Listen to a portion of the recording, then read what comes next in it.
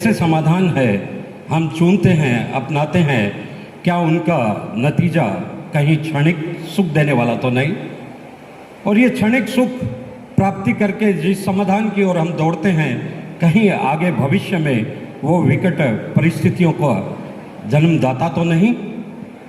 हम सार्थक और सकारात्मक सोच को सर्वप्रिय रखकर चलने वाले समाज के बिलोंग करते हैं।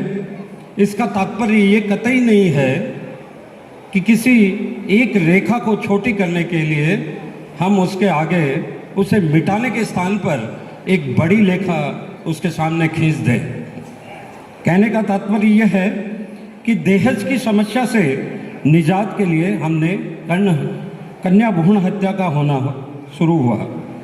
कन्या भ्रूण हत्या से लड़के लड़कियों के अनुपात में कमी आना शुरू हुआ और अनुपात की कमी से अंतर्जातीय विवाह का प्रचलन बढ़ा और अंतर्जातीय विवाह के प्रचलन को रोकने के लिए हमने बेटी बचाओ बेटी पढ़ाओ के अभियान को शुरू किया और पढ़ने पढ़ाने के इस चक्कर में अधिक उम्र से शादी होने का प्रचलन भी आरंभ हो गया और पढ़ाई और मैच्योरिटी के इन बढ़ते कदमों ने हमारे अंदर अहम को भी भर दिया और इस अहम और बहम की बीमारी से आज जो स्थिति है कि विवाह या सगाई के चंद महीनों के बाद ये टूटते रिश्ते और बिखरते परिवार की बिखरने की बात करते हैं तो आप खुद समझ सकते हैं कि बिखराव क्या होता है।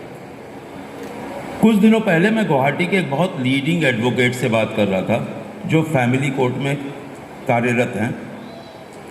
बातों ही बातों में मैंने पूछा कि फैमिली कोर्ट की क्या स्थिति है, वहाँ तो वकीलों के जाने की ज़रूरत नहीं पड़ती। तो उन्होंने अचानक मुस्कुराते हुए मुझे कहा, संजय जी आजकल फैमिली कोर्ट में जितने एडवोकेट जाते हैं उतने सिविल कोर्ट में नहीं जाते। मैंने पूछा ऐसा क्यों? तो उन्होंने कहा कि आज के दिन में फैमिली कोर्ट में डिवोर्स के जितने केस हैं शायद उसने सिविल कोर्ट में सिविल के केसेस नहीं हैं। जब मैंने उससे कुछ और जानने की कोशिश की तो उन्होंने मुझे देखा, संजय जी मैं समझ सकता हूं कि आप मुझसे क्या पूछना चाहते हैं, तो लीजिए मैं आपको कुछ स्टैटिस्टिक्स बताता हूं कि आज के दिन में फैमिली कोर्ट में मारवाड़ी समुदाय की डिवोर्सेस के जितने केस हैं उससे कम केस ही दूसरी जातियों के हैं। एक बहुत बड़ा प्रश्न चिन्ह उस दिन मेरे सामने उत्पन्न हुआ कि ऐसा क्या हो रहा है मारवाड़ी समाज में जिसकी वजह से मारवाड़ी समाज में ज़्यादा डिवोर्सेज हैं बनिस्बत दूसरे समाज के। काफ़ी कुछ चिंतन किया, मनन किया और धीरे धीरे कुछ एक चीज़ें जो मेरे सामने आई मैं आज वो आपके सामने शेयर करना चाहूँगा।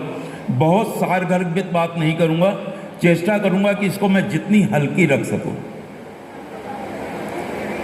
एक समय था जब मारवाड़ी समाज का परिवार एक संपूर्ण परिवार था जहाँ पर दादा दादी दादा दादी चाचा चाची ताऊ ताई सारे एक साथ एक छत के नीचे रहते थे। ये भी हुआ करता था कि नीचे दुकान ऊपर मकान। धीरे धीरे परिस्थितियां बदलती गई, घर धीरे धीरे छोटे होते चले गए, लोगों की सोच बदलती गई और लोगों की सोच ये आने लग गई कि अगर हम एक साथ रहेंगे तो हमारी जो स्वाधीनता है वो कहीं ना कहीं दब कर रह जाएगी। जैसे ये स्थिति उत्पन्न हुई, परिवार में थोड़ा बहुत बिखराव आना शुरू हुआ और जब ये परिवारों में बिखराव आना शुरू हुआ उसके साथ जैसे जैसे माइक्रो फैमिलीज बनती चली गई। शिक्षा, मारवाड़ी समाज में एक समय ऐसा था कि बेटा पढ़ कर क्या करेगा, दुकान पर बैठ, व्यापार संभाल, तू पढ़कर जितनी नौकरी करोगे उससे ज़्यादा नौकरी तू दूसरा न दे सकोगे। लेकिन आज परिस्थितियां अलग हो चुकी। आज परिवार का लड़का MBA, चार्टर्ड अकाउंटेंट या कोई ना कोई प्रोफेशनल कोर्स करना चाहता है और सिर्फ लड़का ही नहीं, लड़के के साथ साथ लड़कियों ने भी पढ़ाई में आज एक तरह से झंडे गाड़ रखे, जो एक बहुत बड़ी बात है, बहुत अच्छी बात है। मैं इस बात को कहीं से नहीं नकारूंगा कि लड़कियों ने पढ़ाई में अच्छा काम किया है और काफ़ी हद तक आगे बढ़ रही है।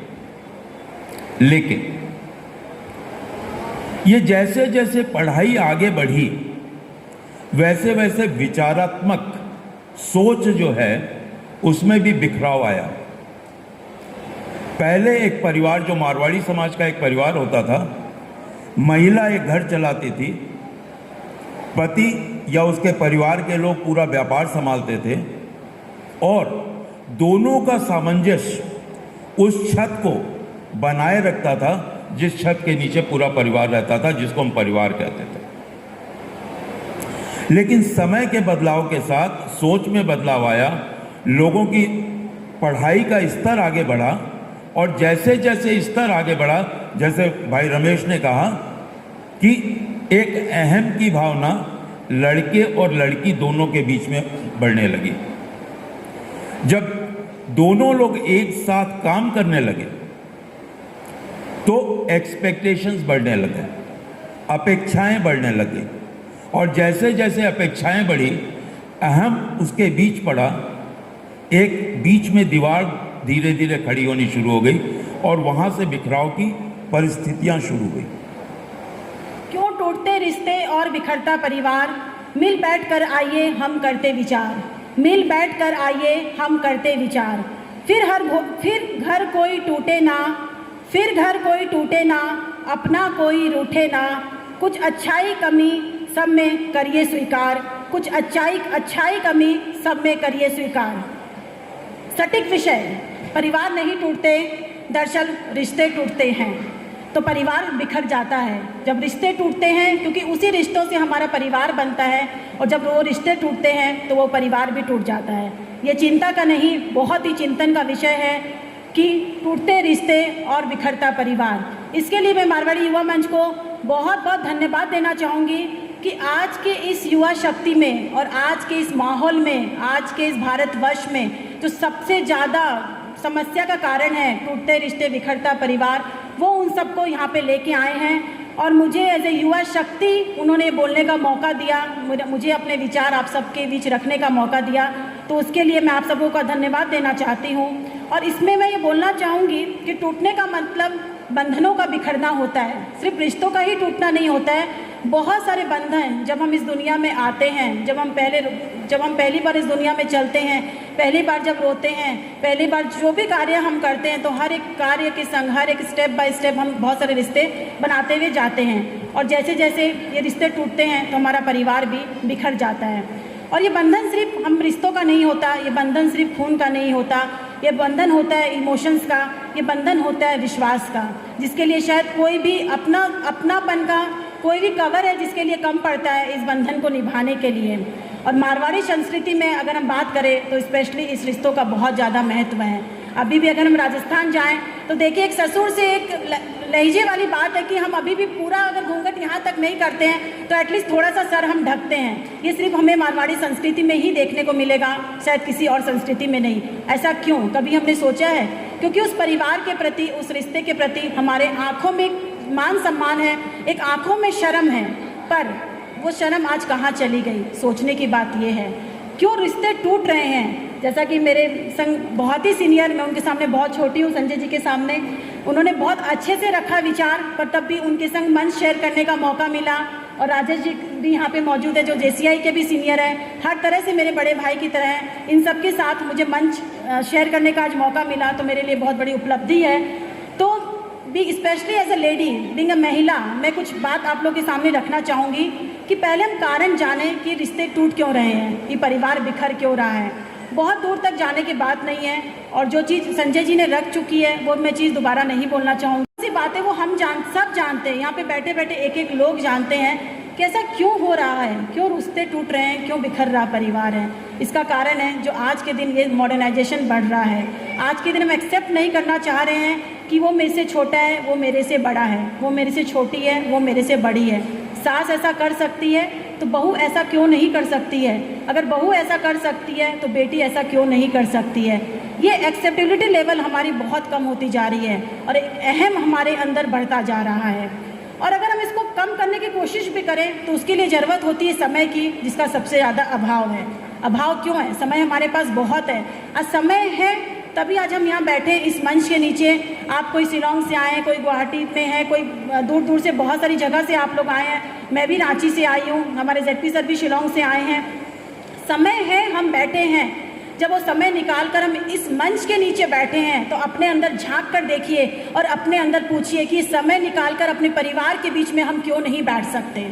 क्यों नहीं हम इस समय निकाल कर अपने परिवार के बीच बैठते हैं? हम बैठते हैं पर एक मोबाइल के साथ, एक व्हाट्सएप के साथ, एक फेसबुक के साथ। हमारा कन्वर्सेशन लेवल ही खत्म हो गया है। हम परिवार के संग रह रहे हैं, एक रूम के अंदर रह रहे हैं, हस्बैंड वाइफ एक बेड के ऊपर बैठे हैं, बात कर रहे हैं, पर हस्बैंड का ध्यान मोबाइल में है तो बीवी का ध्यान फेसबुक में है, और हम बातें कर रहे हैं बड़ी बड़ी इस मंच में यहाँ पर बैठकर। मैं कड़वा सच आप लोगों को बताने आई हूँ कि हम एक समाज की पहचान बन रहे हैं। बहुत अच्छा ब्लड डोनेशन का यहाँ पे प्रोजेक्ट हुआ कि युवा मंच ये करता है। आज कल से मैं JCI के प्रोजेक्ट अटेंड कर रही हूँ कि JCI ये करता है, तो इसी में मैं बोलना चाहूँगी कि हम JCI भी ब्लड डोनेशन करते हैं, युवा मंच भी ब्लड डोनेशन करता है, आप भी सामाजिक कार्य करते हैं, JCI भी सामाजिक कार्य करता है।